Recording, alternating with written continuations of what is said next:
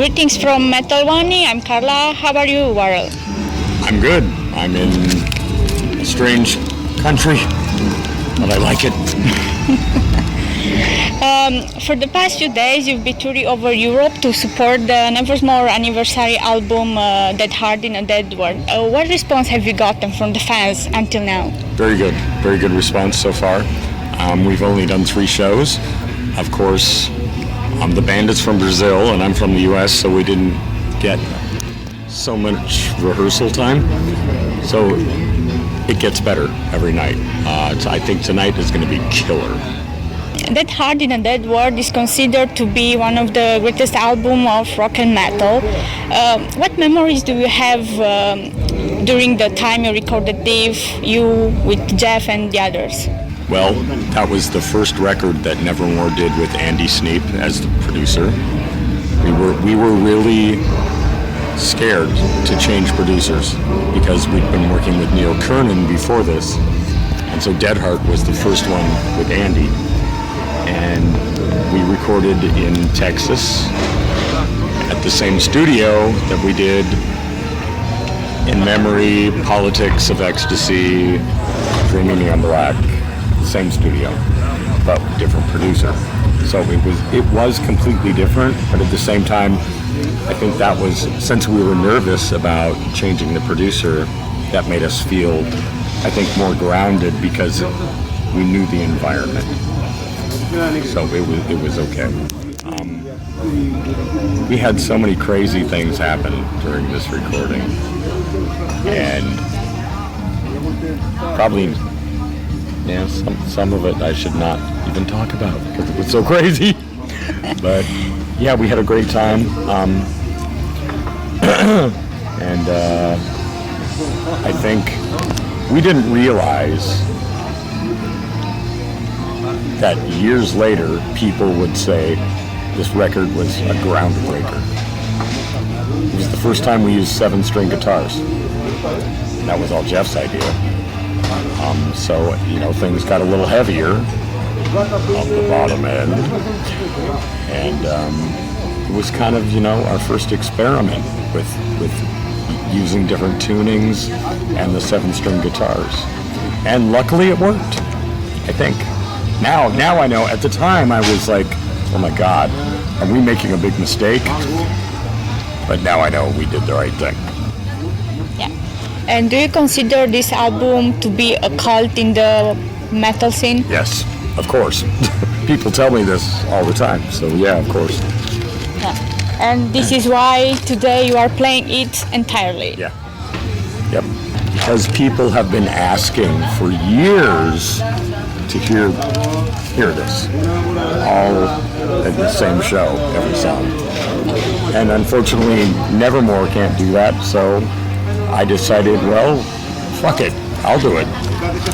And my band can play the songs perfectly.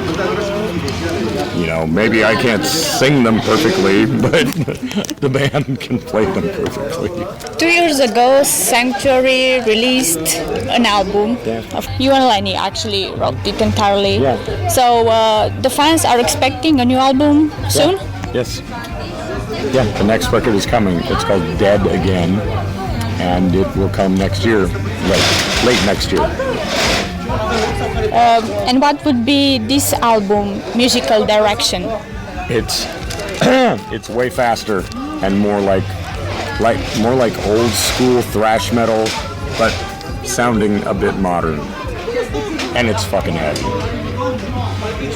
Metal Wani had a chat last year with Lenny where he mentioned that there would be an album with old demos and live albums. It's coming. So this is what the fans are looking forward. It's coming, I think, in a few months. Oh, good. And it's called Inception, and it's old demos with songs that nobody's heard before, and a lot of the songs from Refuge Denied, but they're remixed from the demo by Zeus, the guy that produced the year the sun died, and the sound is fucking amazing. You know what? I'm interested to see the reaction from fans, because some people will say, "Oh my God, this sounds too modern," because they love the old sound of Refuge Denied, which was really, looking back now, that record does not sound that good. Yeah, and maybe they're looking for something heavy. Yeah, but I mean, Refuge Denied sounds. The original sounds like 1988. This sounds like 2017 on crack. It's fucking heavy, and it sounds amazing. But the unreleased songs are crazy. I'm singing so high. It's ridiculous. But I was in my 20s. And I'm not going to be one of those singers that will lie and say, "Oh, nobody wants to hear those old songs." No, I can't sing that high anymore. And at least I admit it. I know some singers, we're not going to say names, that will, say, "Oh, nobody wants to hear those old songs." But really, they can't sing them anymore. I mean, to play the song Battle Angels live, some nights I can do it, and it sounds good. Some nights I'm like, "Oh my God, really? Do I have to? Oh shit, I don't know if I can do it." But so, when you get older, especially as a male vocalist, you learn how to sing on different nights, because sometimes you can do it like you could when you were a kid, but the nights you can't, to stay away from it, because you want to always give the best to the fans. And of course there's going to be people that are mad, "Oh my God, you didn't play Battle Angels tonight. What's wrong?" Like, dude, my voice felt bad tonight, so I didn't want to do it half-assed. I want it to be perfect. I know it'll never be perfect, but, of course that's what I want. You are a master writing concept albums, both for Sanctuary and Nevermore. Of course, Lenny is doing his job as well in Sanctuary. Yes. So, would you say that the next Sanctuary album will be a great one? Yeah. And the concept one? Well, there's like 5 songs that are, but this one won't be concept. This one won't be concept, but there are 5 songs that are close to being finished, at least music-wise, and they're much heavier than the last one. Much heavier, much faster, and I just remember telling Lenny, I said, "Faster, faster, faster." And I played one of the new songs for Tiago, the guitar player in my solo band, and he said, wow,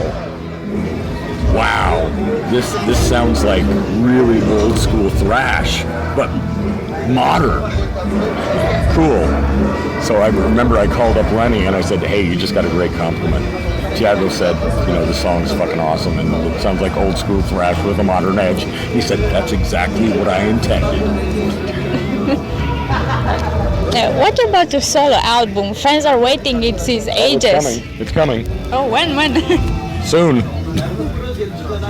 Most of the songs are written. We're going to start recording in next month. Next month we start to record it. Let's talk a bit about Nevermore. Jeff is being busy with Arch Enemy. Yeah. So, do you have in mind to replace him? I bet you don't want to write a new album without him. I have mixed feelings about that. I don't think Jeff has the time to do another Nevermore record. I mean, I would do it. Replacing him, I'm not so sure you can do that. I could try, see what happens. I mean, there have been legendary guitar players that have been replaced, and I guess Savatage is a great example, but Chris Oliva died, and he was replaced, and Savatage went on to do brilliant fucking records, even with a different singer. That's something that I would approach with a lot of trepidation, and I don't know if it would work. But never say never. Yeah. Maybe there'll be another Nevermore record without Jeff. Maybe there will be one with him. I don't know. That's not my priority right now. My priority for the moment right now is my next solo record, and then moving on to the next Sanctuary. So I've got my time worked out for me. And you haven't thought to ask Chris Broderick to be back for this album? That's a nice idea. I didn't talk to him about it, but maybe I should. Maybe he would like to be back.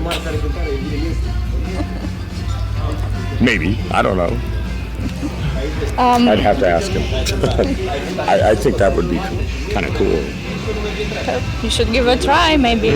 Well, he never wrote any music for Nevermore, so I think first and foremost, if I decide to use another guitar player besides Jeff, and that's a big if, it would have to be someone that could write in a similar style.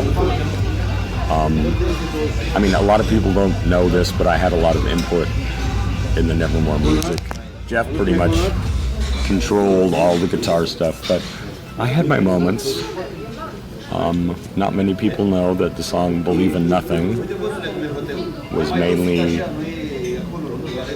I wrote the chorus, the guitar solo. Jeff will never admit that, but he wrote the verses, all the acoustic parts, so we worked closely together on that one. And that's one of my favorite Nevermore songs, and you'll hear it tonight, obviously. But for some reason, the guys never wanted to play that song in a live situation, so now I'm kind of happy that I'm able to do that. And why they didn't want you to play that song, if you can tell me this? I don't know. Because it wasn't heavy enough.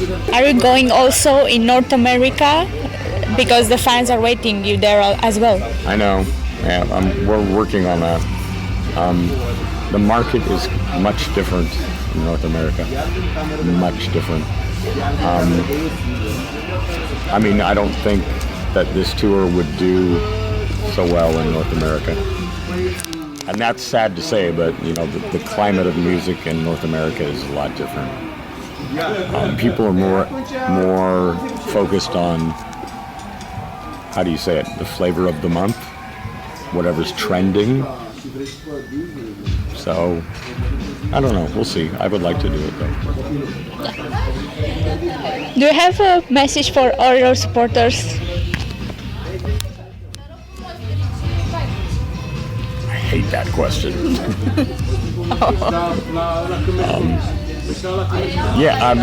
The only thing I could say is stay true to yourself, stay true to your music, and start your own religion, because the ones we have right now obviously are not fucking working.